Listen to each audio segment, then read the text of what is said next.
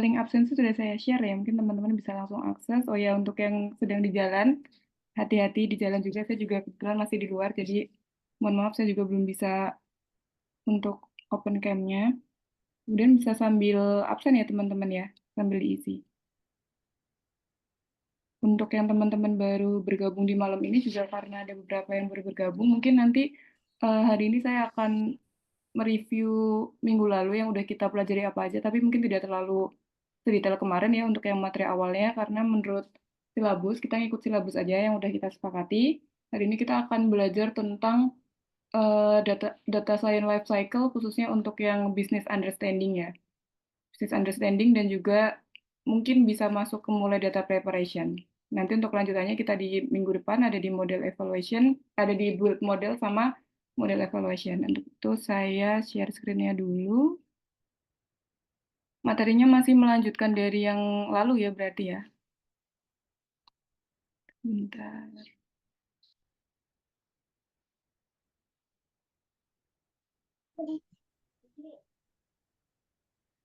Jangan lupa sambil isi absen. Oh ya, isi absen satu kali aja ya kalau ngisi absen.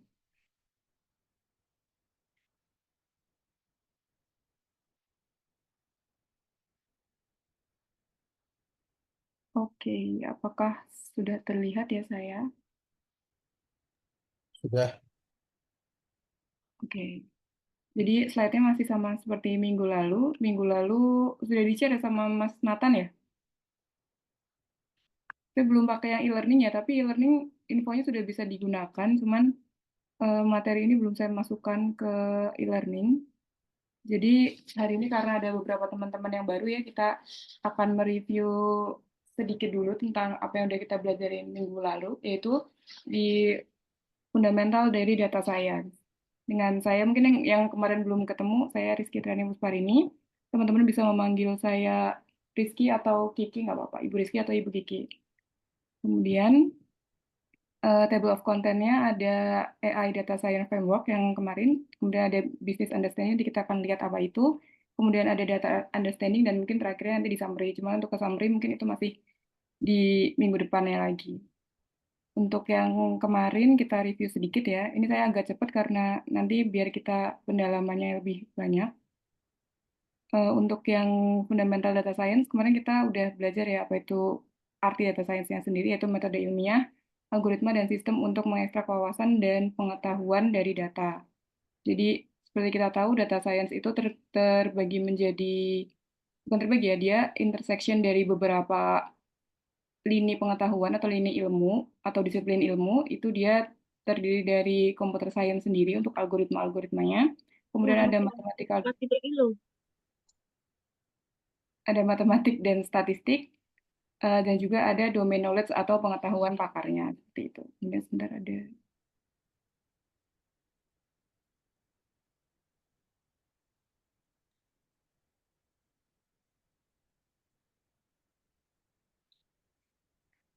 Saya lanjutkan ya. Mohon maaf saya juga agak sedikit batuk. Nah, untuk yang data science dan AI, jadi hubungannya antara data science dan AI kemarin sudah kita cari tahu ya. Jadi intinya dari, nanti slide saya bisa dibaca lagi, jadi karena saya juga review aja. Kalau data science itu dia merupakan komponen dalam AI gitu. Cuman data science itu nggak selalu harus terakhir menggunakan AI gitu, tapi kalau AI dia harus ada data science di dalamnya. Intinya seperti itu, antara hubungannya AI dengan data science. Kan kemarin juga di hari Kamis ya ada kuliahnya AI juga. Kemudian untuk yang sistem artificial intelligence-nya di sini ada sistem intelijen berbasis pengetahuan atau data, dan juga ada sistem intelijen berbasis dengan kepakaran atau domain sistem tadi ya, domain expert system. Itu berbasis pada pengetahuan-pengetahuan pakar, sedangkan sistem intelijen yang berbasis pengetahuan atau data itu dia biasanya menggunakan data-data untuk analytics dan juga mengambil decision-nya itu berdasarkan dari historis dari data. Seperti itu. Kemudian ada tujuan atau tujuan dari task atau tugas-tugas dari data science itu ada apa aja? Antara lain ada deskriptif, diagnostik, prediktif, dan juga preskriptif. Di mana kalau deskriptif itu dia menjelaskan datanya dan memberikan gambaran tentang apa yang terjadi, dan biasanya melibatkan visualisasi data serta melaporkan ringkasan. Kemudian untuk diagnostik itu menjelaskan mengapa suatu masalah terjadi dengan melihat data historisnya. Prediktif dia bisa menggunakan data historis untuk membangun model statistik dan machine learning. Kemudian untuk preskriptifnya dia bisa menggunakan hasil dari analitik prediktif di task yang sebelumnya untuk menyarankan upaya terbaik di masa depannya seperti apa. Lalu untuk contoh kasusnya kemarin sudah kita lihat, kita di contoh penjualan ya, itu kalau deskriptif dia mengumpulkan dan menganalisis data penjualan bulanan untuk memberikan gambaran tentang tren penjualan selama 1 tahun terakhir, hanya melihat trennya saja. Kemudian untuk diagnostik, dia menganalisis penyebab penurunan penjualan dalam kuartal terakhir dengan membandingkan data penjualan, umpan balik pelanggan, dan aktivitas pemasarannya. Kemudian untuk prediktif, tujuannya dia mengembangkan model prediksi untuk memperkirakan penjualan produk di kuartal berikutnya berdasarkan data historis dan faktor-faktor eksternalnya apa aja. Lalu yang terakhir yang perspektif tadi yang dia bisa menyarankan, itu dia akan merumuskan strategi pemasaran dan penjualan yang optimal untuk meningkatkan penjualan produk berdasarkan analisis data historis dan prediksi permintaan. Kemudian jenis-jenisnya kemarin juga kita udah bahas ya. Ada regresi, klasifikasi, clustering, recommendation system, anomaly system, sama sequence mining. Itu setiap bagiannya juga udah dibahas. Regresi itu untuk estimasi nilai kontinu, klasifikasi untuk prediksi kelas diskrit, clustering untuk pengelompokan dari kemiripan. Itu kan kemarin sudah bahas satu persatu ya, beserta dengan contohnya.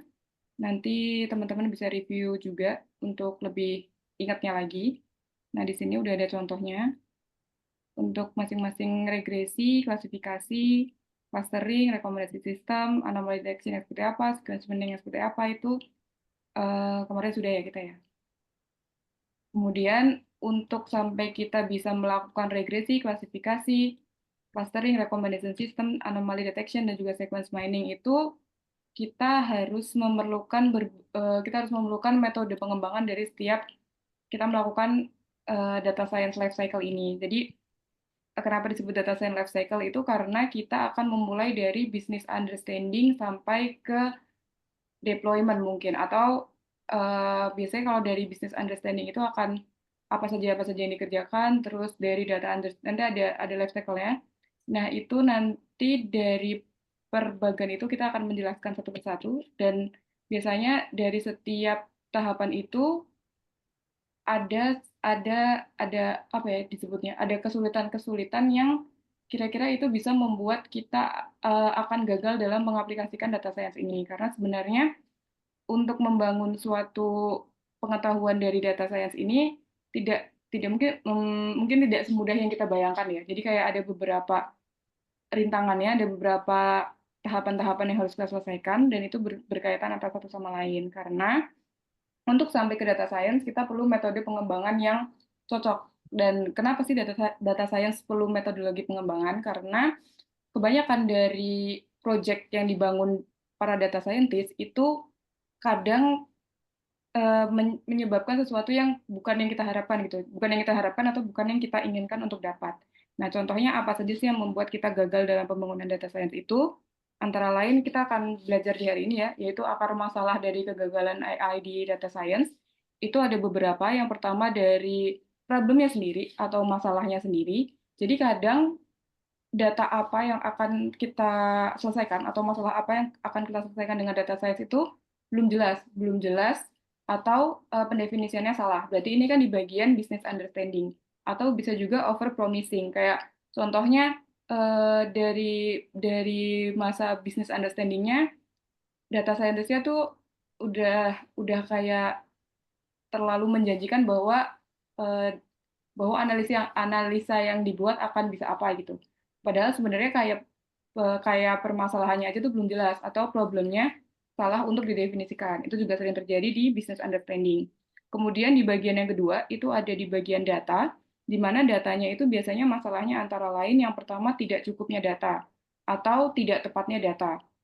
Nah, biasanya kalau data tidak cukup itu kita sebutnya dengan lack of data ya. Itu biasanya model itu akan memberikan akurasi yang kurang baik gitu jika kita tidak punya data yang cukup atau data yang kita gunakan tidak tepat. Kemudian kualitas datanya tidak mencukupi. Nah, kualitas kan kembali lagi ke data tidak cukup ya. Kemudian tidak mengerti semantik datanya seperti apa. Jadi kita nggak tahu nih kira-kira semantik dari datanya itu kayak apa, kayak makna dari datanya itu tuh sebenarnya mau dijadiin data apa gitu. Itu kita nggak tahu. Itu juga bisa membuat kita tidak berhasil dalam data science. Kemudian datanya memiliki berbagai macam bias atau hubungan antar variabelnya itu tidak dipikirkan. Sedangkan kayak misalnya kita ingin membuat regresi yang mana variabel independennya sangat berpengaruh pada variabel dependennya nanti, atau yang minggu lalu kita udah bahas ya, dari X ke Y-nya itu akan sangat berpengaruh jika hubungannya tidak jelas, itu berarti kita tidak bisa menggambarkan hubungan dari X ke Y gitu. Sedangkan untuk yang bagian sumber daya manusia atau SDM, itu sering terjadi di mana biasanya satu orang memiliki beban kerja yang sangat berat gitu. Karena biasanya kalau kita mengerjakan data science itu tidak mungkin ya kita kerjakan sendiri, dari mulai business understanding sampai dengan deployment itu sangat tidak mungkin kita kerjakan sendiri. Sedangkan jika misalnya permasalahan terjadi di salah seorang yang mendapatkan beban kerja yang lebih berat atau one man show disebutnya kalau kita di perkantoran, itu juga akan bisa menyebabkan suatu proyek data science yang sedang kita bangun itu gagal. Kemudian kurang dukungan dari key stakeholder. Key stakeholder di sini adalah siapa yang eh, siapa yang membutuhkan project data science kita gitu. Jadi bisa sebagai customer, bisa sebagai orang-orang yang memang klien kita, atau ya siapapun stakeholder yang ada di proyek tersebut. Kemudian untuk algoritma, algoritmanya terlalu sophisticated, atau sophisticated itu algoritmanya terlalu rumit. Sedangkan sebenarnya data yang kita punya itu tidak tidak butuh algoritma yang terlalu rumit gitu, atau algoritma yang kita pilih terlalu sederhana, itu juga nggak bisa. Jadi sebenarnya semuanya itu tergantung dari problem dan juga data, baru kita bisa menentukan kira-kira algoritma apa yang akan kita pakai gitu. Nah, pemberian algoritma yang tidak tepat ya, seperti misalnya datanya terlalu rumit tapi algoritmanya terlalu sederhana, atau sebaliknya, itu tidak bisa. Jadi kita harus tahu dulu misalnya kita punya masalahnya apa, datanya apa. Misal masalahnya tentang ingin mengetahui prediksi harga rumah gitu. Kita datanya ada data tentang penjualan, tentang luas tanah, tentang tentang kondisi lingkungan di sekitar situ, tentang harga-harga di perumahan dekat situ. Nah, algoritmanya kita berusaha mikir, kira-kira berarti kita akan menggunakan regresi. Regresi ada algoritma apa, regresi linear ada, lasso regression ada. Nah, kita baru melihat-lihat kira-kira algoritma apa yang cocok untuk diaplikasikan ke data kita. Kemudian, setelah kita tahu algoritma apa yang akan kita pakai, kita mulai membangun model. Nah, model di sini adalah apa yang kita sebut dengan model adalah kayak tadi misalnya regresi dia punya lasso regression, ada linear regression. Nah, kita coba build modelnya seperti apa. Atau mungkin kita mau pakai yang terkenal ya kayak support vector regression SVR itu juga bisa. Terus kita ketahui dulu kira-kira dari regresi-regresi itu apa yang akan kita dapatkan gitu. Nah, dengan membangun model itu juga masih ada potensi kegagalan yang terjadi di dalamnya, yaitu kita tidak boleh juga menggunakan model yang terlalu kompleks atau sulit untuk dimengerti. Nah, biasanya kita harus pandai-pandai dulu untuk melihat kira-kira kalau datanya seperti ini, kira-kira yang cocok itu yang seperti apa. Itu dari pertama, dari model itu dia tidak bisa jika model terlalu kompleks atau sulit untuk dimengerti. Dan yang kedua, tentang metrik evaluasi yang tidak tepat. Apa itu metrik evaluasi? Metrik evaluasi itu adalah performa dari model. Jadi ketika kita akan mengukur suatu model tersebut benar atau tidak, atau bisa atau tidak digunakan untuk proyek kita, itu biasanya kita menggunakan yang disebut dengan metrik evaluasi atau evaluation metric, di mana biasanya metrik-metrik ini akan menghitung performa kinerja model kita. Jadi nanti di dalamnya kita akan belajar ya ada apa aja metrik evaluasi untuk mengukur model tersebut baik atau tidak. Jadi dari kita mengetahui akar masalah kegagalan dari data science ini, kita akan tahu apa aja yang harusnya kita lakukan dalam metode pengembangan data science. Yaitu langkah-langkah pengembangannya di sini dua dulu ya di hari ini. Yang pertama ada business understanding dan juga ada data understanding.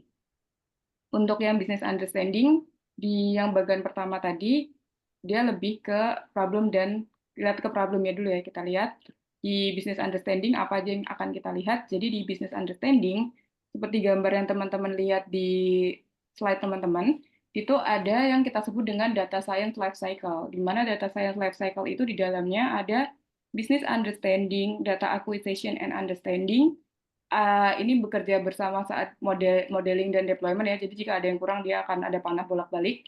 Ya seperti pengembangan sistem pada umumnya ya, di mana bisa kita pelajari bahwa business understanding itu adalah suatu fondasi yang penting dalam data science. Ya, karena kita mulai awal start dari business understanding. Dengan memahami masalah dan tujuan bisnis, menentukan tujuan menentukan tugas yang analitik, mengidentifikasi kebutuhan data, dan merencanakan manajemen proyek.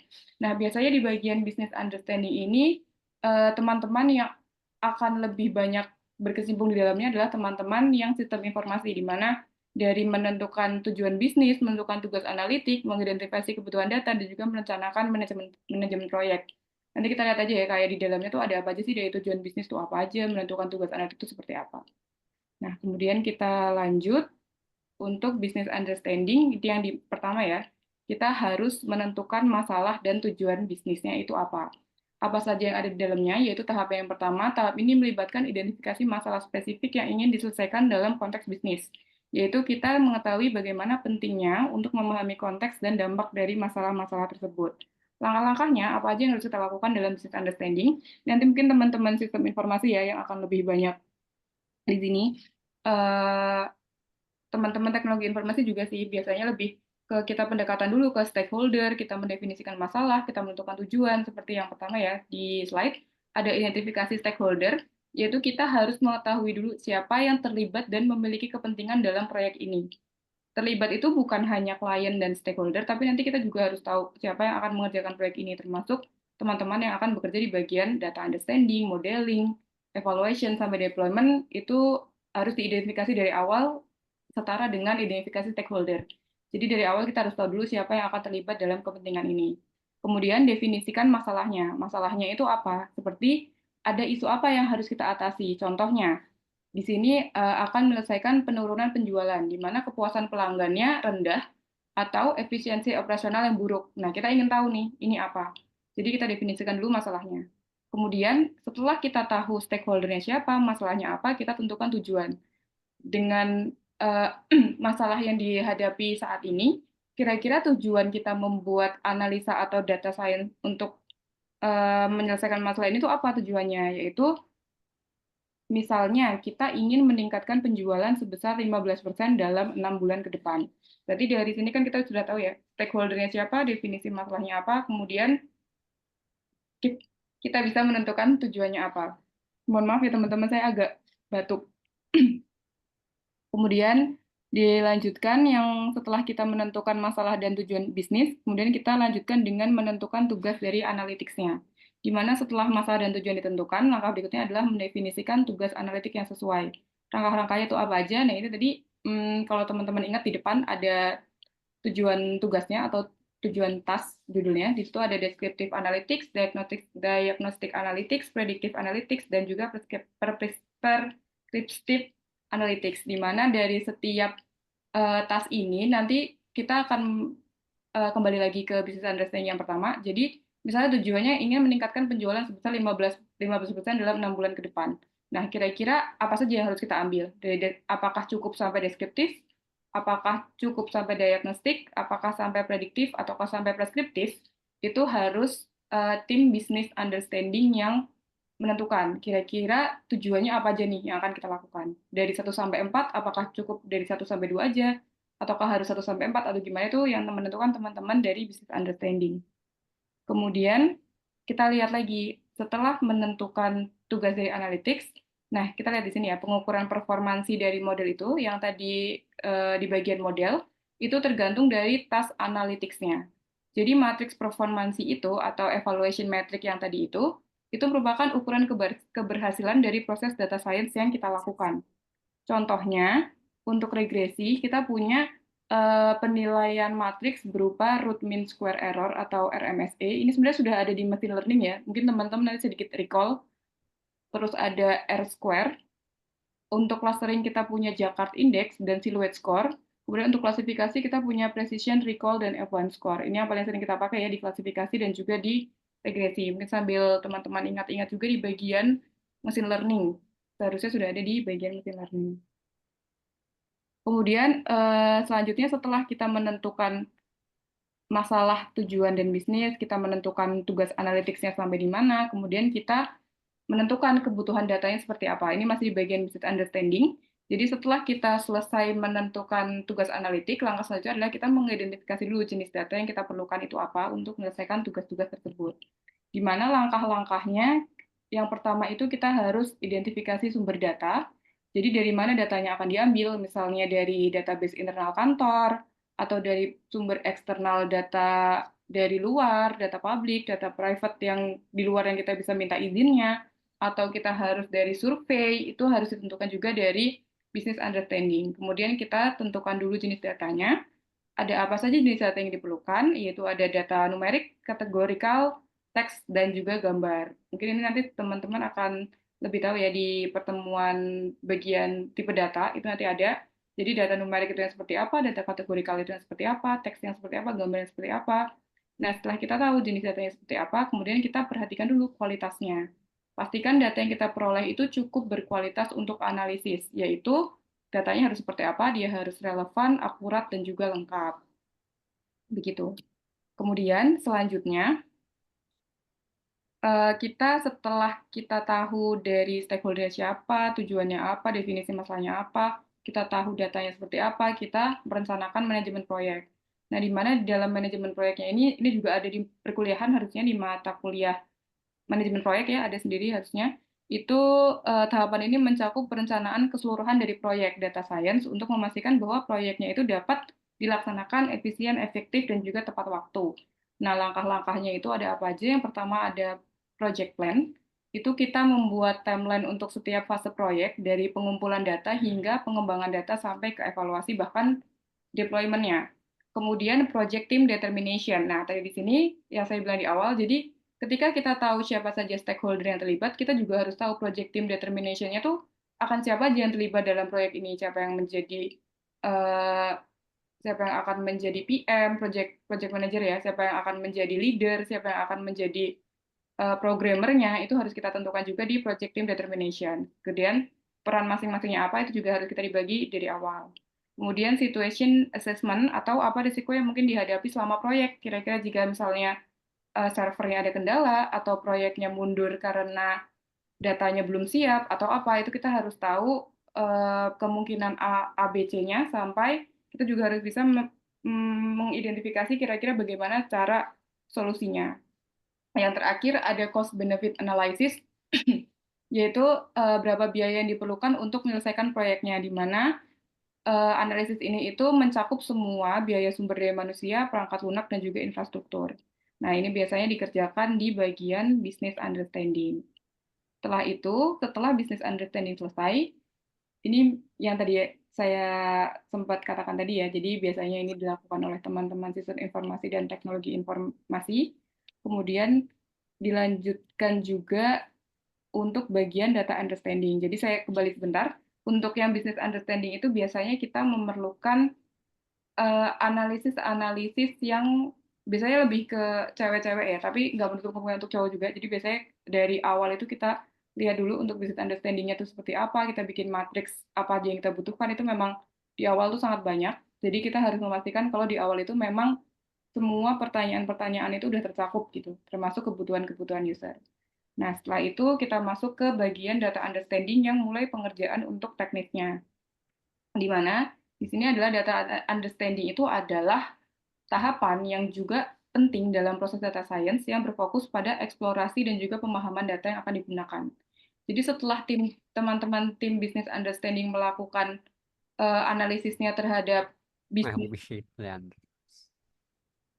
bisnis tersebut, saya lanjutkan ya, terhadap bisnis tersebut, kemudian setelah itu teman-teman bisa melanjutkan ke bagian data understanding untuk tim teknisnya, di mana disebutkan di sini bahwa data understanding adalah langkah yang krusial untuk membangun fondasi yang kuat dalam analisis datanya. Ini kita sudah mulai masuk ke teknisnya ya, di mana dengan memahami data secara mendalam, tim data science dapat melakukan analisis yang lebih efektif dan juga akurat. Apa saja di dalamnya, jadi kita masuk ke yang bagian kedua ya, tadi kan kita di business understanding, kita masuk ke bagian yang kedua yaitu di data acquisition. Itu setelah problem bisnisnya didefinisikan sebagai hasil tahapan dari business understanding, jadi nanti dari business understanding kita akan mendapatkan dokumen-dokumen analisis tentang problem bisnis, teman-teman. Jadi setelah setelah proses business understanding dilakukan, itu biasanya kita dapat hasil akhir berupa dokumen. Nah, itu biasanya akan dijadikan acuan oleh teman-teman data understanding, di mana data di sini adalah tujuannya untuk mendapatkan gambaran utuh atas datanya itu seperti apa. Kemudian dilanjutkan ke persiapan data seperti data preparation. Jadi jika pemahaman awal data cukup atau kembali ke business understanding, jika definisi permasalahan bisnis harus direvisi. Jadi di sini selalu ya kita punya panah bolak-balik. Jadi kalau misalnya datanya sudah cukup, kita langsung bisa mengaplikasikan. Namun kalau misalnya di bagian data understanding ternyata ada informasi yang belum tercatat oleh teman-teman tim business understanding ini, teman-teman tim data bisa meminta kembali untuk diserahkan lagi kira-kira apa yang diminta seperti itu. Kemudian ada di dalam data understanding itu kita harus apa saja? Yang pertama ada mengenali dan mendalami data yang dimiliki atau data yang akan digunakan. Di tahapan pertama ada bagian pengumpulan data, di mana langkah ini adalah langkah pertama dalam mengumpulkan data dari berbagai sumber. Ini biasanya PR juga untuk para data scientist, di mana jumlah datanya itu kita harus tahu berapa jumlah data yang kita peroleh, berapa raw datanya, sehingga kita bisa menghitung-hitung kira-kira berapa lama waktu yang akan dikerjakan, terus kira-kira kita bisa mendapatkan akurasi sampai berapa, itu kita harus tahu itu dulu. Kemudian ada deskripsi datanya, yaitu kita juga harus tahu atribut atau fitur-fitur dari setiap data yang akan kita gunakan, atau parameter ya yang biasa kita sebutkan. Nah, di sini langkah pertamanya itu kita harus mengumpulkan dari berbagai sumber, dengan kita harus tahu sumber datanya. Kita harus tahu datanya berupa database internal perusahaan, atau dalam bentuk file CSV, atau dalam bentuk API, atau survei, atau sumber eksternal seperti open data. Mungkin kalau teman-teman di machine learning pernah dengar UCI machine learning gitu-gitu ya data, atau Kaggle, itu juga data-data yang open public, atau kita harus melihat ya memang itu kita permintaan dari perusahaan ya berarti itu database internal gitu-gitu. Kemudian format datanya kita harus lihat ya, tadi sudah disinggung juga, jadi ada memahami format data yang akan digunakan, apakah dalam bentuk tabel, atau dalam bentuk teks, atau gambar, atau lain-lain. Nah, di sini juga nanti, mungkin ini karena kita bukan kelas praktek ya, nanti mungkin saya hanya akan melihatkan contohnya, cuman sebagai sebagai penambah info aja, sebagai pengetahuan teman-teman. Jadi biasanya Python libraries atau library Python yang kita gunakan untuk data science itu ada scientific computing, ada visualisasinya apa saja, juga ada algoritmiknya apa aja. Nah, ini biasanya paling sering digunakan ya. Scientific computing itu untuk menghitung-hitungnya, ada Pandas nama library-nya. Itu untuk data structure and tool, ada NumPy atau number Python, ada SciPy, itu untuk integrals, terus solving differential equation, optimization. Ini biasanya ada di machine learning. Biasanya kita pakai library-library ini. Kemudian visualization yang paling sering kita pakai kan Matplotlib ya, yang udah pernah pakai mungkin nanti bisa bercerita. Ada plots, grafik, seperti itu. Kemudian ada Seaborn juga mirip Matplotlib, sama-sama library untuk visualisasi, dia bisa heatmaps, time series, Gaussian plots, gitu-gitu. Kemudian untuk yang algoritmik atau untuk yang pembangunan model, library-nya biasanya kita gunakan dua, ada Scikit ya, Scikit-learn, itu dan di dalamnya ada model-model machine learning, ada regression, classification, dan sebagainya. Kemudian ada untuk statistik model atau stats model. Itu biasanya digunakan untuk eksplorasi data, estimasi statistical model, dan juga perform statistical test.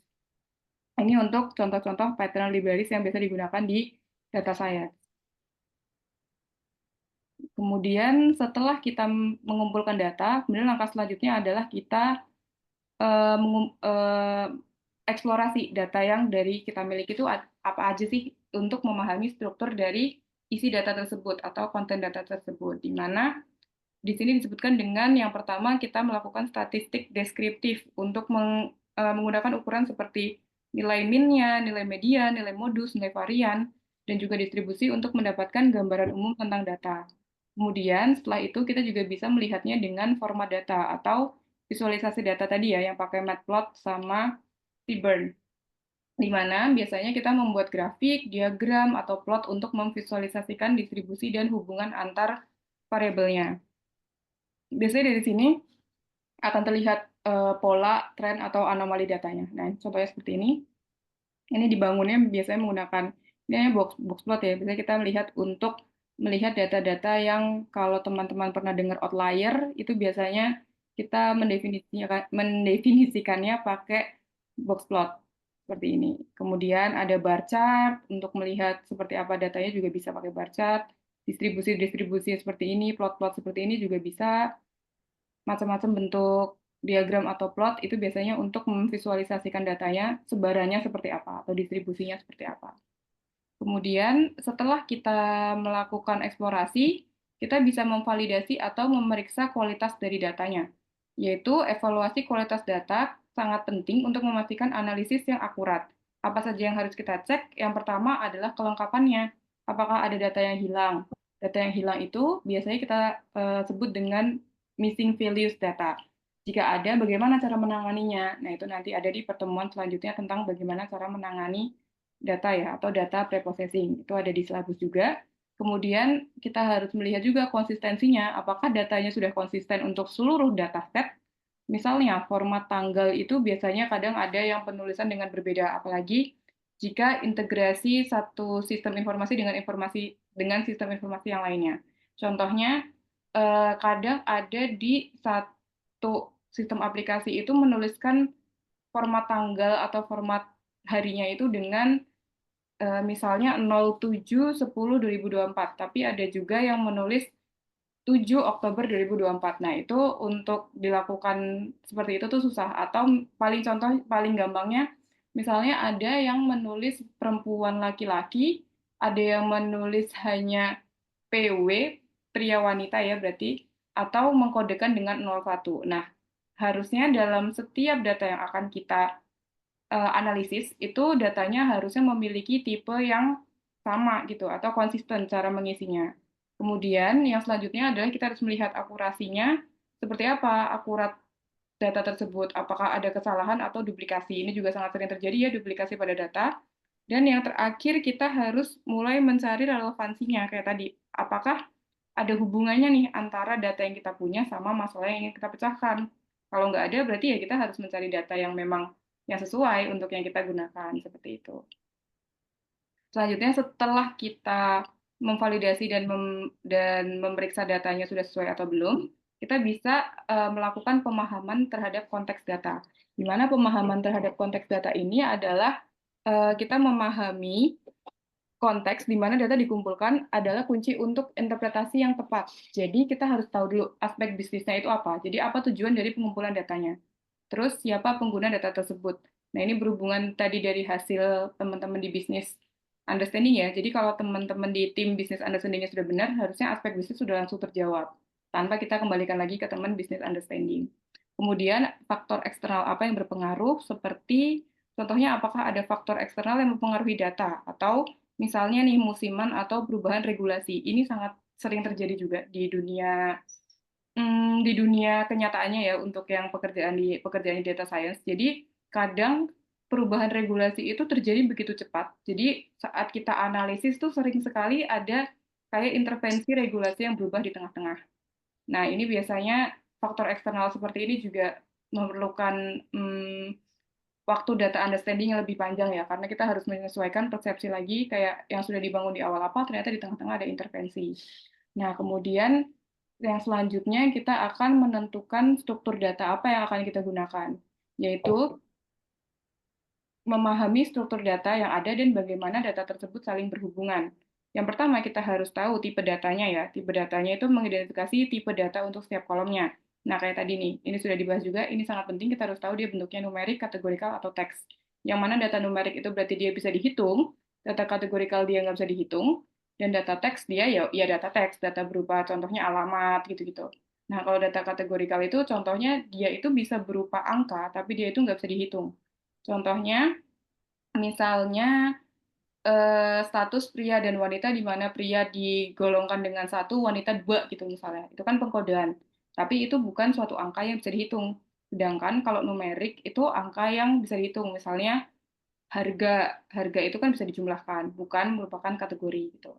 Kemudian yang tadi ya hubungan antar variabel itu juga sangat sangat harus kita ketahui karena akan menentukan hubungan antara variabel yang ada, apakah ada korelasi ketergantungan. Nah, nanti di bagian data preparation, ini kita akan di pertemuan selanjutnya ya, dari data preparation sampai modeling dan evaluation-nya. Jadi, untuk yang data preparation-nya itu adalah data-data yang tadi yang udah kita pahami dari data understanding, kemudian kita lihat bagaimana cara membersihkan dan cara mengintegrasikannya. Di mana data preparation sendiri adalah tahapan yang penting dalam proses yang melibatkan pemrosesan data mentah agar siap untuk dianalisis atau pemodelan. Jadi, belum tentu semua data yang kayak tadi ya, kayak data internal perusahaan, data survei, data apa, itu kan kita baru lihat nih pengumpulan datanya dan kita memahami datanya seperti apa. Nah, dari proses data mentah tersebut untuk bisa siap masuk ke analisis atau pemodelan, untuk membangun model model statistik atau mesin learning-nya, itu kita harus melakukan memilih dan memilah data ya, kira-kira apa saja yang akan dimasukkan nih, apa saja yang mungkin tidak dimasukkan. Terus selanjutnya kita harus membersihkan data atau data cleaning ya. Ini juga waktunya sangat panjang nih biasanya untuk membersihkan data hingga dia siap masuk ke model. Kemudian yang ketiga ada mengkonstruksi data, yaitu kita jika misalnya data-datanya ternyata belum siap pakai atau masih kotor dari proses cleaning, itu kita ada konstruksi data nanti seperti apa.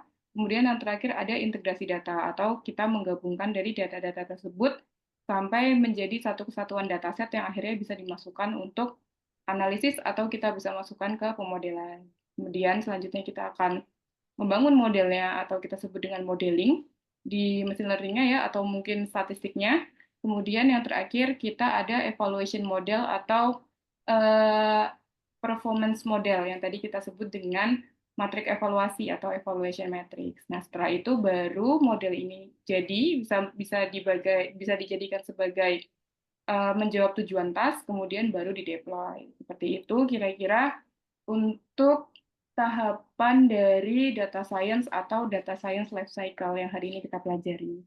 Nah, untuk referensinya teman-teman bisa lihat di sini saya sudah menambahkan dari Gambetta, Adila Alfa Krisnadi, kemudian ada Wibisono tentang tematik akademi data scientist. Teman-teman bisa cari infonya ya. Kemudian eh, banyak juga ilmu yang saya dapatkan dari Ibu Mia Rizkyana tentang fundamental data science. Terus dari ini buku yang ini juga bisa teman-teman baca. Ini ada free access-nya dari Ian Goodfellow, Joshua Bengio, dan Aaron Colville. Ini tentang algoritma-algoritma itu ada apa aja tentang dan udah mulai ke deep learning ya. Jadi teman-teman bisa kalau misalnya tertarik lebih lanjut bisa baca di sini. Terus untuk handbooknya ada Pattern Data Science Handbook di GitHub, bisa dicoba juga. Kemudian ada ini nanti yang minggu depan ya, untuk kita lihat data preprocessing seperti apa. Terus kita coba belajar exercise on data preprocessing seperti apa. Kira-kira materi yang untuk hari ini sampai di situ. Nanti kita lanjutkan di minggu depan untuk data preprocessing. Mungkin ada yang mau ditanyakan. Kalau ada yang mau ditanyakan langsung ini aja ya, langsung raise hand.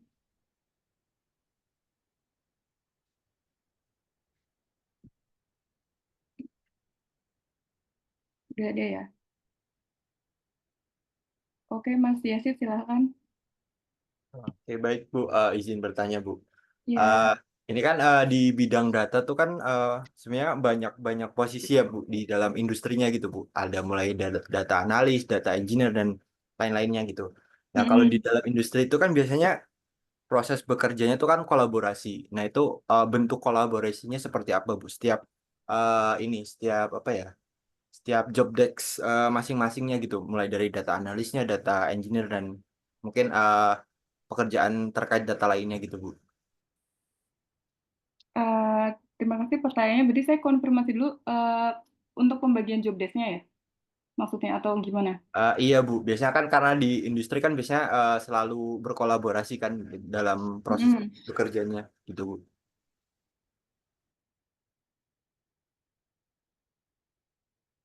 Oke, kalau untuk pembagian job desk-nya biasanya benar karena kita kolaborasinya itu biasanya kan terjadi antara ini saya langsung globalnya aja ya di contoh industrinya misalnya. Biasanya kalau misalnya di industri kita ingin melakukan misalnya suatu perusahaan ingin melihat kira-kira tren kayak tahun depan itu gimana sih biar saya bisa meningkatkan penjualan gitu misalnya ya.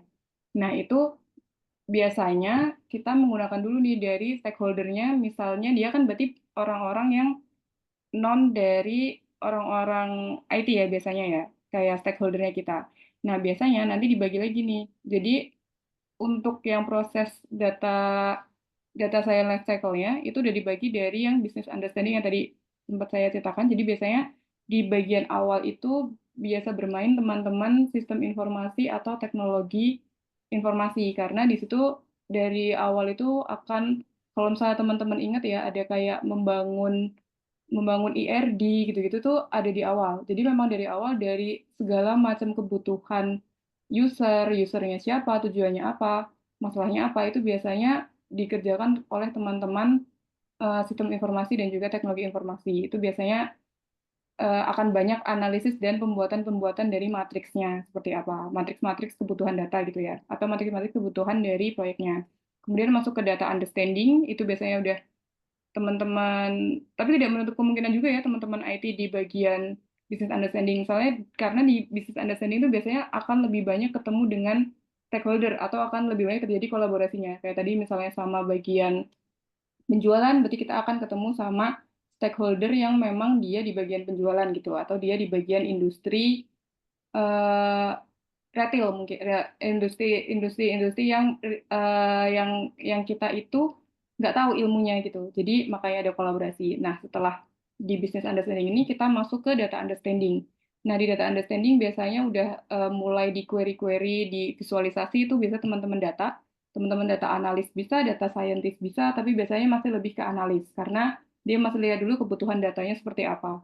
Jadi setelah dianalis sama teman-teman data analis, kita lanjut ke bagian eh, data engineer-nya ya. Data engineer itu masih di query dan visualisasi, kemudian kita lanjut ke bagian data scientist-nya.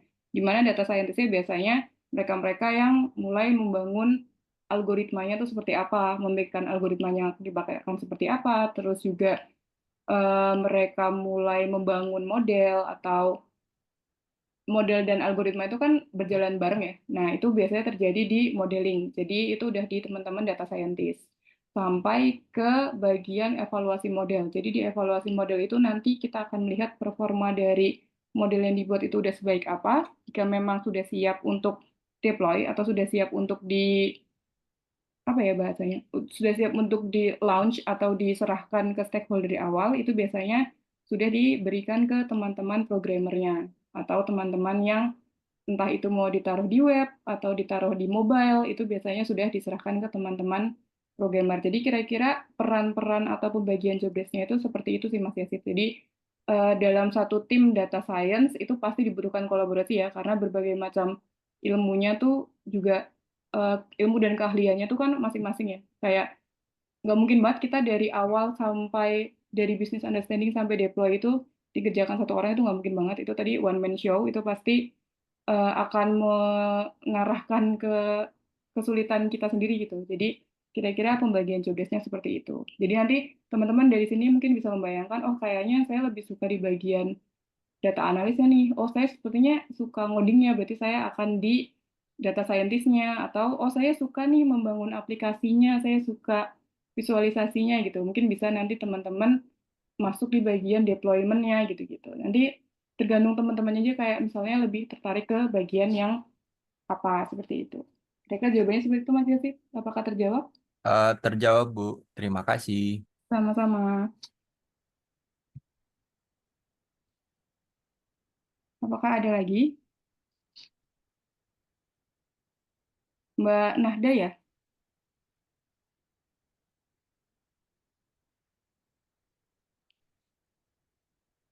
Mbak Nahda silakan.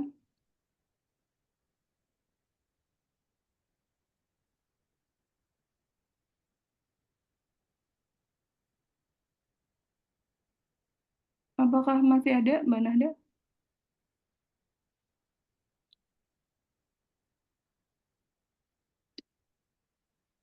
Oke, Mbak Nahda dulu kali ya. Apakah data science selalu ada metodologi pengembangan dan jika tidak dilakukan apakah berpengaruh ke tahap selanjutnya?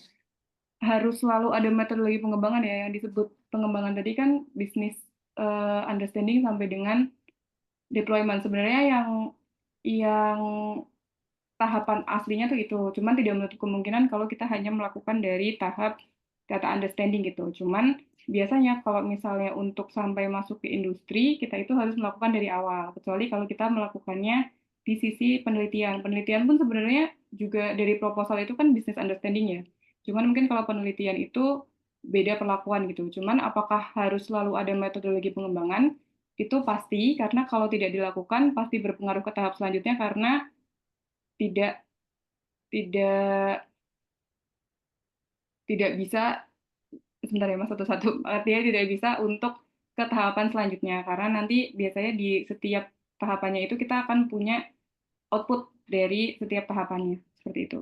Kemudian untuk ini mungkin saya lebih mendahulukan yang resen aja ya, karena kalau sambil baca chat agak bingung.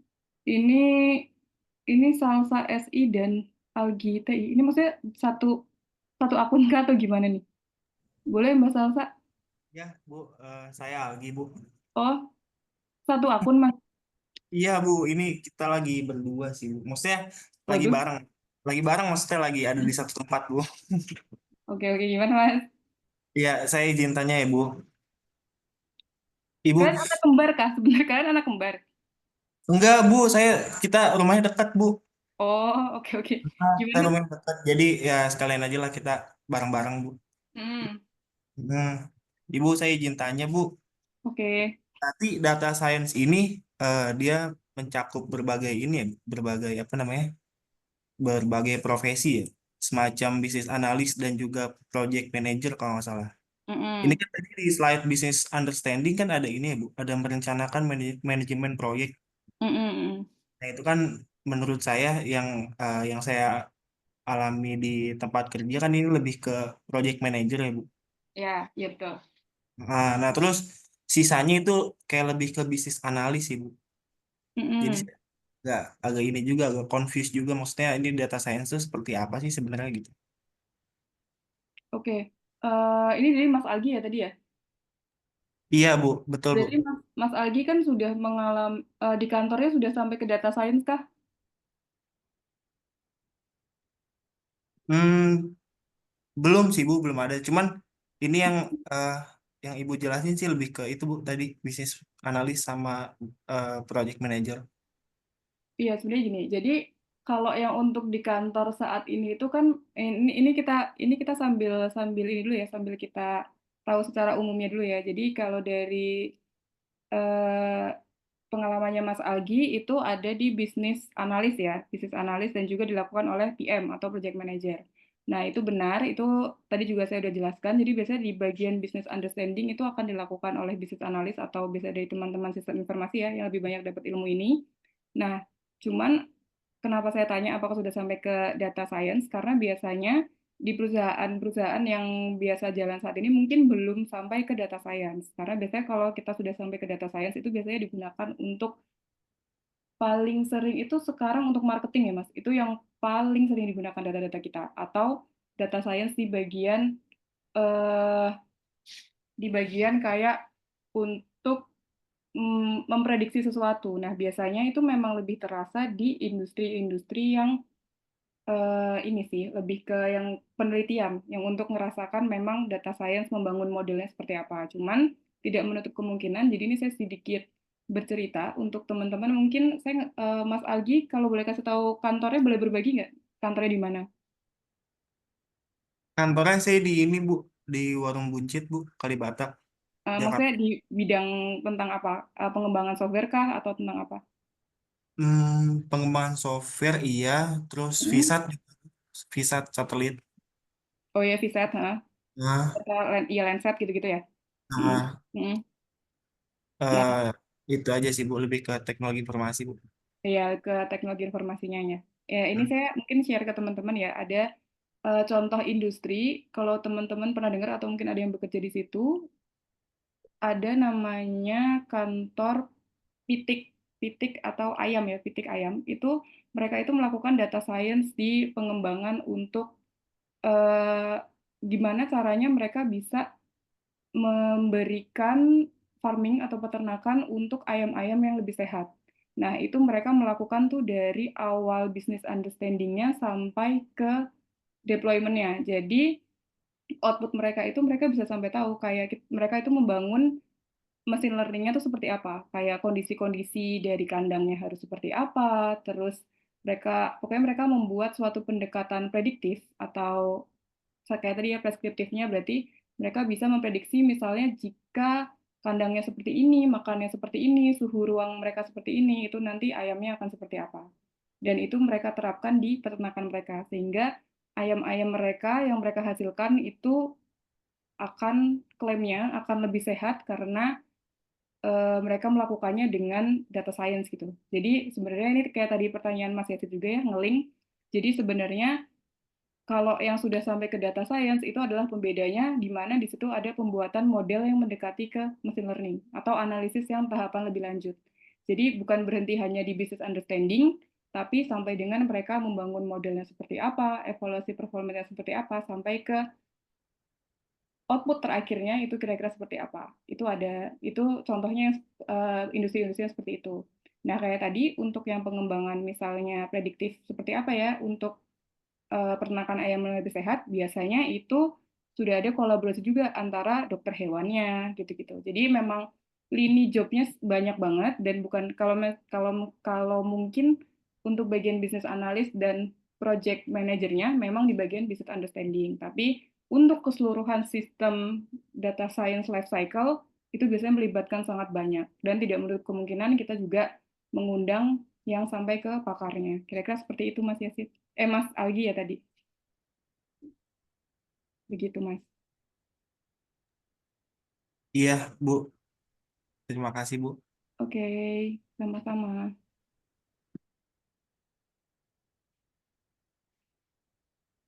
Iya, lucu banget di satu Zoom yang sama. Ini ya berarti saya ke Mas Farhan ya. Iya kan Farhan. Mas Farhan, jadi nanti kalau mau ngambil skripsi bidang data science ini, satu judul dikerjakan rame-rame dari 3 jurusan. Halo? SI, TI, dan IF. Untuk itu berarti kan misalnya maksudnya satu satu judul dikerjakan rame-rame tapi kan bagiannya masing-masing ya Mas. Misalnya nggak satu satu skripsi terus si 3 jurusannya ini ngerjain hal yang sama gitu. Nggak gitu. Bisa dikerjakan secara bersama-sama tapi ya bagiannya ya masing-masing. Kalau misalnya teman-teman di SI-nya mungkin bisa breakdown di bagian business understanding-nya seperti apa, teman-teman TI-nya mungkin bisa juga sampai ke visualnya seperti apa, terus teman-teman IF-nya untuk codingnya seperti apa gitu. Tapi bisa juga dijadikan uh, satu pekerjaan yang panjang, tapi pekerjaannya tetap beda-beda ya. Misalnya tidak terus jadi satu apa ya, satu keluaran skripsi yang sama gitu. Jadi pembahasan teman-teman akan beda antara teman SI, TI, dan juga IF. Seperti itu kurang lebih, Mas Farhan.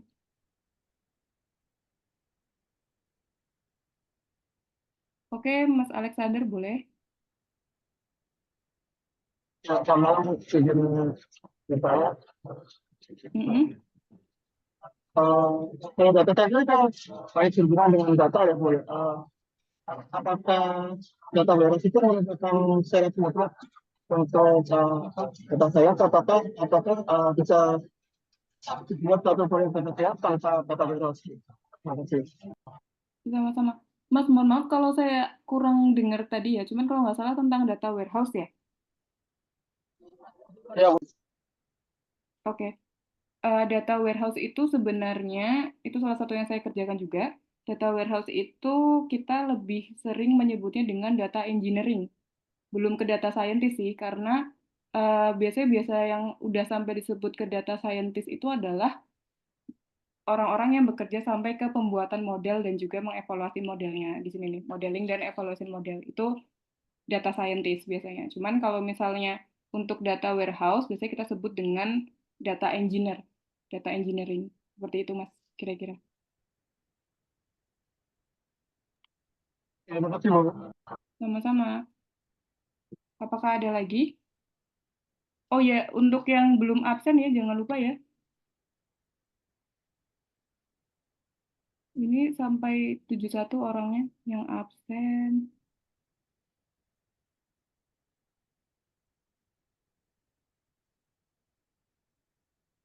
Oh, sudah pas 71. Oke. Absennya yang di link itu kan ya, Bu? Iya, betul. Baik, Bu. Terima kasih, Bu. Sama-sama. Harusnya sudah pas ya, udah 71 sih yang absen. Ada yang belum absen kah?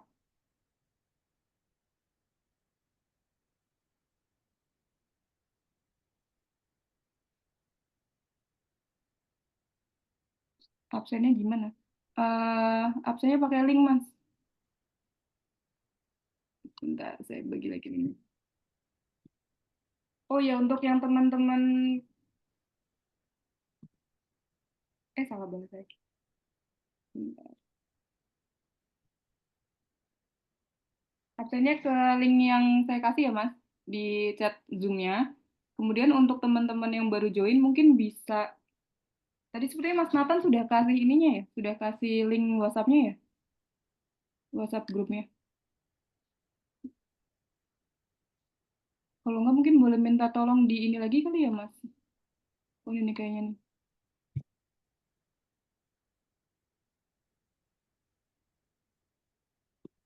Untuk teman-teman yang baru join, absen dan juga grup WhatsApp-nya sudah ada ya di chat Zoom, bisa join dan absen dulu untuk yang belum. Oh ya, untuk yang Mbak Salsa tadi, Mbak Salsa dan Mas Algi ya. Kalau Mbak Salsa kan kalau tidak salah minggu lalu sudah absen ya. Oh iya, Bu. Terus saya udah tanyakan ke Bu Hasna, itu yang dihitung tetap per hari ini ya, yang kemarin belum dianggap masuk. Iya, nggak apa-apa, Bu. Ya, itu info dari Bu Hasna. Kemudian kemarin kan ada titipan pertanyaan dari Mas Angga Aditya ya kalau nggak salah, yang ikut bangkit pengenalan AI. Orangnya ada nggak? Mas Angga Aditya.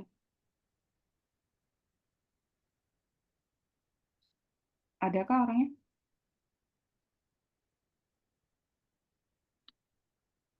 Nggak ada ya, sepertinya. Oh, ada. Nah, Mas Angga, udah saya tanyakan ke Bu Hasna juga, itu katanya untuk yang konversi nilai dari pengenalan AI-nya akan dibicarakan dulu ke akademik gitu katanya. Nanti untuk teknisnya seperti apa, mungkin langsung ke Bu Hasnanya aja ya. Nanti Bu Hasna juga menginfokan ke saya sih. Cuman masih dibicarakan dengan akademik sepertinya seperti itu informasinya. Kemudian apakah masih ada yang ditanyakan? Iya, sama-sama, Mas.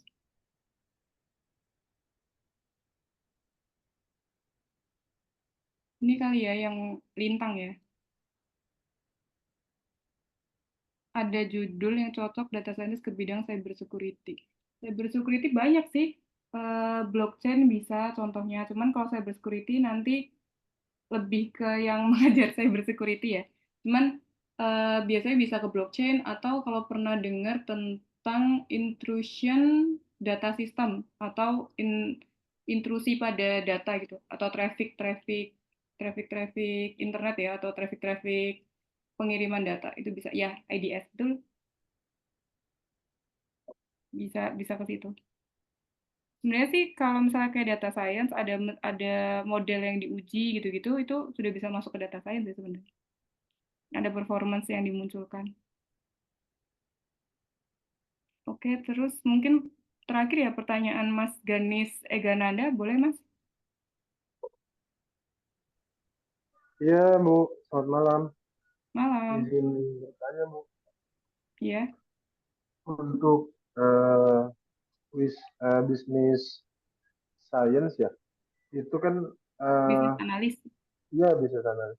Jadi istilahnya kalau dalam proyek itu sebenarnya apa yang harus didahuluin dari kan ada dari timeline-nya, terus dari apa namanya tadi pendanaannya dan apa namanya rencana pengerjaannya itu mana yang harus didahulukan Bu, untuk dari data science? Sebenarnya kalau untuk mana yang harus didahulukan itu nggak ada ya, karena kita harus melalui semua tahapan itu, Mas. Jadi Oh, Kita nggak boleh kayak mana nih yang harus kita kejar dulu, yang lainnya mungkin nanti bisa in charge gitu ya, atau yang lainnya bisa kita tambah di tengah-tengah gitu. Enggak sih, karena ya memang untuk membangun satu proyek itu kan biasanya kita harus tahu dulu ya dari awal itu seperti apa. Nah, itu memang business understanding atau dilakukan oleh para bisnis analis itu sesuatu yang fundamental juga gitu, yang dasar banget gitu, yang harus dipenuhi dari awal. Jadi kalau misalnya pertanyaannya mana yang harus didahului, ya semuanya harus terjawab di pada masa itu gitu. Karena akan membantu teman-teman di yang tahapan selanjutnya.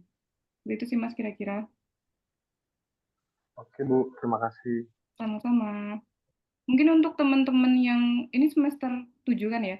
Ini mungkin bisa insight ke teman-teman yang mulai pengen coba research kayak Mas Lintang atau Mas Lintang ya atau Mbak Lintang. Mas Lintang ya. Itu teman-teman bisa buka di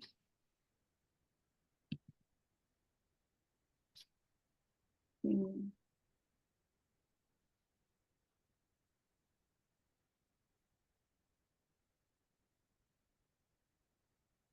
Ini layar saya belum terlihat ya?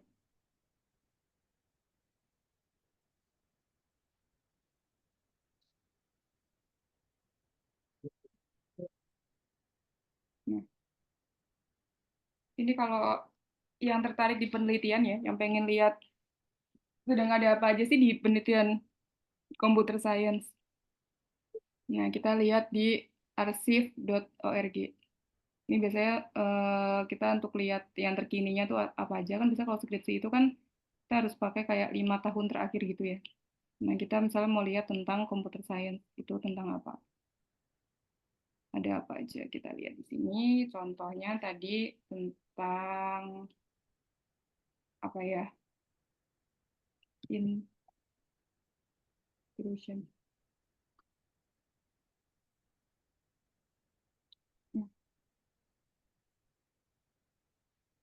Nah, intrusion data ya.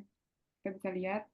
Jadi kira-kira ada apa aja kayak toward deeper understanding of transformer for residential gitu-gitu. Nah, machine learning assist intrusion detection for enhancing Internet Things of Security nih. Ini tentang cyber security tadi yang ditanyain Mas Lintang. Bisa dibaca-baca di sini. Itu kita bisa di archive.org. Kita bisa lihat udah kira-kira sampai mana sih penelitian yang udah jalan saat ini gitu.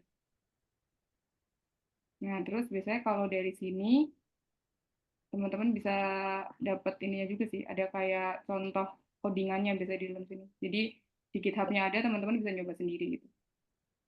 Coba yang tadi ada GitHub-nya, tapi nggak semuanya ada codingannya ya. Ada juga yang nggak ada juga ada. Nah, jadi bisa kalau di sini itu udah di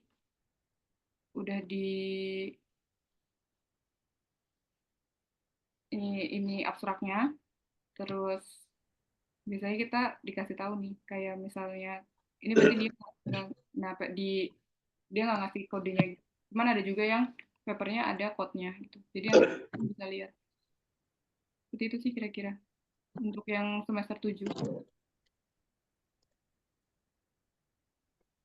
Ini ya arsip.org. Saya di grup. Saya tahu di chat WhatsApp. Chat WhatsApp, chat Zoom-nya. Bisa lihat. Atau paper with code juga. Jadi paper with code juga bisa. Kalau paper with code biasanya dia udah ngasih codingannya. Mungkin bisa diterapkan untuk biasanya kan teman-teman ada kayak project coding gitu kan ya, di makul-makul lain mungkin. Kalau di saya kan kelas teori. Nah, ini nih. Ini paper with code, teman-teman bisa lihat dia papernya apa, kodenya ada di GitHub gitu. Jadi bisa nyoba dari codingan-codingan yang di sini juga. Seperti itu kira-kira. Saya kasih juga deh.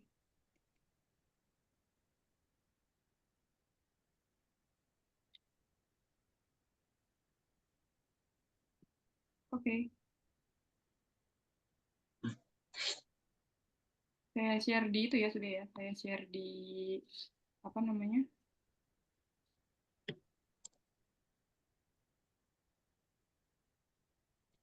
di chat Zoom-nya. 2 itu kira-kira. Tapi nanti kalau misalnya kayak ada yang mau bertanya juga tentang skripsi, nggak apa-apa juga sih. Misalnya kayak, Bu, saya sepertinya tertarik di ini untuk algoritma apa gitu. Nah, nanti kan kita ada di pertemuan 4 mungkin ya, kita melihat cara build algoritma itu seperti apa, algoritma tuh nanti kayak gimana, itu tuh bisa. Kalau situs, belajar data science. Kaggle itu lebih ke dataset sih, tapi bisa juga ya. Sebenarnya banyak banget ya kalau data science yang mau bayar atau yang enggak. Tapi mungkin bisa sambil mulai dilihat dari yang referensi yang saya berikan di reference itu. Itu ada GitHub untuk latihan data science-nya juga. Kita coba dibuka sambil untuk latihan-latihan. Seperti itu. Oke, sebenarnya pertanyaan udah saya tutup ya, cuman bolehlah satu lagi. Mas Faiz, gimana Mas? Halo Bu, malam. Malam. Ini Bu, pengen tanya. Mm-mm, eh, Kan kita udah dekat-dekat skripsi ya, dan mm-mm, kita eh, ada kemungkinan di teman-teman kita ada yang ngambil tema data science. Nah, mm-mm. kalau sekiranya kita bikin skripsi atau jurnal ataupun yang lainnya, akan tapi datanya itu pakai data Kaggle, boleh nggak Bu? Jadi bukan data real gitu Bu. Maksudnya bukan data primer kali ya? Em, kayak Kalau contoh gini, iya kayak maksudnya contoh gini Bu. data Kayak publik. contoh gini Bu. Hmm, Kan misal contoh saya buat satu project data science. mm-mm. Misalnya Misalnya bikin buat apa? apa ya? Buat analisis apa gitu misalnya.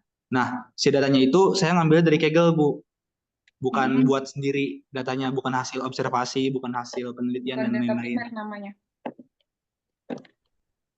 Mm-mm. Pertanyaannya boleh apa enggak gitu ya? Iya, betul. Sebenarnya kalau boleh apa enggak kayak di sebenarnya gini sih tergantung kayak Mas Faiz itu mau menonjolkan di algoritmanya atau di datanya gitu. Jadi biasanya di penelitian itu ada kayak misalnya kita make apa yang datanya kita bikin sendiri gitu ya. Berarti kan itu kita menonjolkan data. Di mana kita harus berarti kita juga harus melakukan observasi datanya juga gitu sampai kita dari akuisisi sampai data itu dipakai kan berarti itu dia penelitiannya menonjolkan data. Cuman kalau misalnya Mas Faiz mau pakai data publik ya kita sebutnya kayak Kaggle itu atau data yang sudah siap pakai itu biasanya juga nggak apa-apa karena di penelitian pun banyak sih yang pakai data-data itu cuman biasanya kita mengutamakan di algoritmanya juga gitu. Jadi kayak misalnya cuman kan kalau teman-teman itu kan masih di tahap skripsi ya. Biasanya kalau di tahap skripsi itu boleh dari algoritma apa ditemukan dengan data publik apa. Nah, biasanya algoritmanya boleh dari gabungan atau kayak gimana itu boleh. Cuman menurut saya tetap kembalikan lagi ke dosen pembimbingnya Mas Faiz. Jadi dosen pembimbingnya Mas Faiz nanti akan prefer tidak dengan data seperti itu gitu. Karena misalnya kan untuk jika kita memang pakainya data primer pasti biasanya lebih di ini ya, lebih di apa sih bahasanya ya? Lebih ke mungkin lebih secure gitu nilainya mungkin ya. Cuman kan kalau menurut pandangan saya sih nggak apa-apa kalau memang mau pakai data Kaggle gitu. Karena memang ya untuk skripsi kan kita juga masih belajar ya biasanya ya, kayak data-datanya seperti apa, membangun algoritma seperti apa, bahkan jika mungkin bisa menghasilkan algoritma dengan nilai performansi yang bagus pun menurut saya itu juga sudah bagus gitu. Gak apa-apa sih Mas kalau menurut saya, cuman ya itu tetap dibicarakan lagi kita bersama dosennya, kira-kira diizinkan atau tidak gitu. Oke, baik Bu. Terjawab. Terima kasih Bu. Sama-sama. Berarti udah menentukan Mas untuk kayak algoritmanya mau pakai apa gitu-gitu ya? Kalau itu masih memikirkan sih Bu, belum dapat Oh. eh, apa topik yang pas gitu. Mm-mm. Nah, bisa dicari dulu topiknya apa, terus kan data di Kaggle kan ada banyak banget ya, kita bisa lihat. Saya hampir semua lini ada sih kayaknya kalau pengen begitu. Oke, mungkin ada lagi kah? Atau nanti minggu depan kita coba lihat bareng-bareng ya cara data preprocessing. Kira-kira kalau misalnya ada data missing values itu kayak apa? Ini nanti lebih ke technical data ya mungkin di minggu depan. Sama kalau sempat mungkin kita lihat di kira-kira build model tuh kayak gimana gitu. Seperti itu.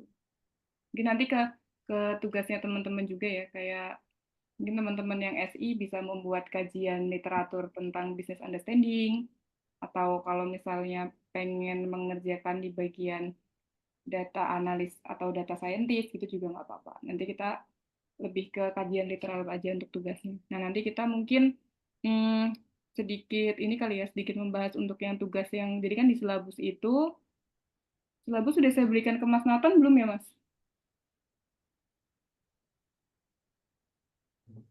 Yang pertemuan kemarin Iya, yang untuk silabus.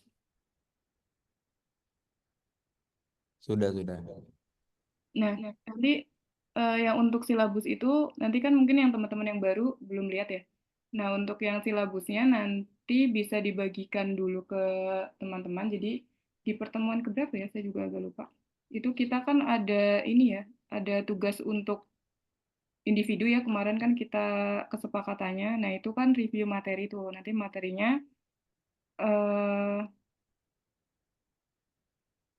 materinya bisa kita melalui ini dari Zoom ini. Jadi nanti misalnya di bagian business understanding, kira-kira teman-teman siapa aja yang mengerjakan di business understanding, nanti bikin kajiannya, nanti kita bikin forum ini untuk diskusi ya. Jadi nanti yang tanya jawab bukan hanya teman-teman ke saya, tapi sebaliknya juga bisa dari saya ke teman-teman. Pemahaman teman-teman kira-kira business understanding itu seperti apa gitu. Itu berarti ada di pertemuan mulai pertemuan setelah UTS ya, 2 pertemuan setelah UTS. Seperti itu. Nanti boleh minta bantu di share ya Mas ke grupnya yang silabusnya. Oke. Kurang lebih materi untuk hari ini kira-kira itu. Mungkin jika misalnya masih ada pertanyaan bisa ditanyakan di minggu depan lagi. Nanti minggu depan kita ketemu lagi tentang bagaimana cara melakukan data analisnya atau data engineering ya mungkin di minggu depan. Kira-kira pertemuan dari saya cukup sampai hari ini untuk yang hari ini. Untuk banyak kekurangannya saya ucapkan mohon maaf dan terima kasih banyak untuk partisipasinya hari ini. Hari ini banyak banget ya tadi sampai 76 yang absen. Itu saya ucapkan terima kasih atas partisipasinya yang sampai akhir. Mungkin udah ya itu dulu. Wassalamualaikum warahmatullahi wabarakatuh. Terima kasih teman-teman. Waalaikumsalam. Terima kasih Bu. Terima kasih Bu. Ya, terima kasih. Ya, selamat beristirahat.